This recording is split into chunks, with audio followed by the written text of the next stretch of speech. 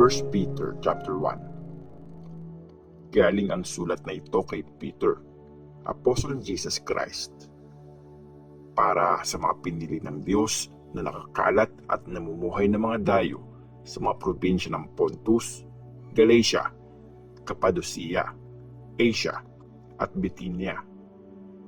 Pinili kayo ayon sa plano ng Diyos Ama at ginawa kayong banal ng Kanyang Espiritu para sundin niyo si Jesus Christ at para linisin kayo ng dugo niya. Sana laging maayos ang lagay niyo at lagi niyong na-experience ang sobrang kabaitan ng Diyos.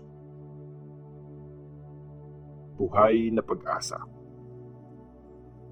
Magpasalamat tayo sa Diyos at Tatay ng Panginoon nating si Jesus Christ.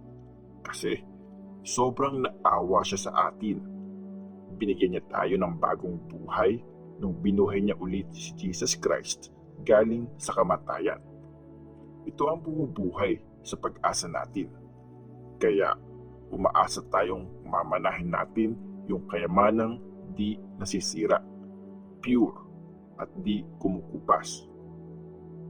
Nireserve yun ng Diyos sa langit para sa inyo. At dahil sa faith nyo, iniingatan kayo ng kapangyarihan ng Diyos para sa kaligtasan na ipapakita sa katapusan ng panahon. Dahil dito, magsaya kayo kahit na sa sandaling panahon ay kailangan nyo muna makaranas ng iba't ibang klase ng pagsubok. Kailangan yan para mapatunayan kung gaano katotoo ang faith nyo. Yung gold, kahit nasisira, kailangang idaan yun sa apoy. Pero mas mahalaga pa sa gold ang faith nyo. Kaya kailangan talagang mates yan. At pagkatapos, mabibigyan kayo ng papuri, kaluwalhatian at karangalan pag nireveal na si Jesus Christ. Hindi nyo pa nakita si Jesus at hindi nyo din siya nakikita ngayon. Pero mahal nyo siya at naniniwala kayo sa Kanya. Kaya di kayang i-describe ng mga salita kung gaano kayo kasaya kasi tinatanggap nyo na ang bunga ng faith nyo, ang kaligtasan ng buhay nyo.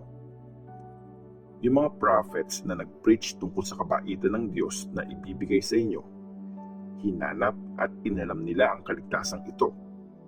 Nasa kanila ang Espiritu ni Christ at sinasabi nito sa kanila kung paano magsasuffer si Christ at pagkatapos ay paparangalan. Kaya inaalam nilang mabuti kung sino ang Christ at kailan ang time na mangyayari ang mga ito. Nireveal ng Diyos sa mga prophets na para sa inyo ang mga ginagawa nila at hindi para sa sarili nila. Narinig nyo ang mga katotohanan ito ngayon sa tulong ng mga taong nag-preach sa inyo na magandang balita, sa tulong ng Holy Spirit na pinadala galing sa langit.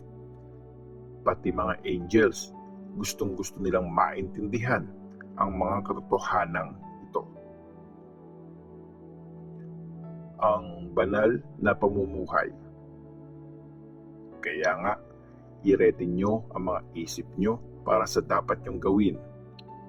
Kontrolin nyo ang sarili nyo at asahan nyo talaga ang blessing na ibibigay sa inyo pag nireveal na si Jesus Christ. Maging masunurin kayo sa Diyos at huwag kayong magpadala sa mga dati nyong pagnanasa ng mga wala pa kayong alam. Instead, maging banal kayo sa lahat ng bagay kasi banal ang Diyos na tumawag sa inyo.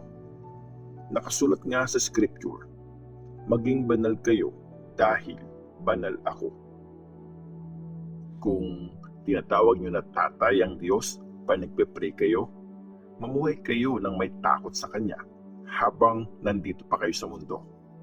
Kasi ginajudge niya ang lahat ng tao depende sa mga ginawa nila at wala siyang pinapaboran. Alam nyo kung ano ang pinambayad para iligtas kayo sa walang kwenta nyong buhay dati na namanan nyo sa mga ancestors nyo. Hindi nasisira ang pinambayad sa inyo. Di yun gaya ng silver o gold. Naligtas kayo dahil sa sinacrifice ang napakahalagang dugo ni Christ. Para siyang batang tupa na malinis at walang kapansanan. Pinili na si Christ bago pa ginawa ng Diyos ang mundo at nireveal siya sa mga huling araw na to, alang-alang sa inyo. Dahil sa Kanya, nagtiwala kayo sa Diyos na bumuhay sa Kanya mula sa kamatayan at nagbigay sa Kanya ng karangalan.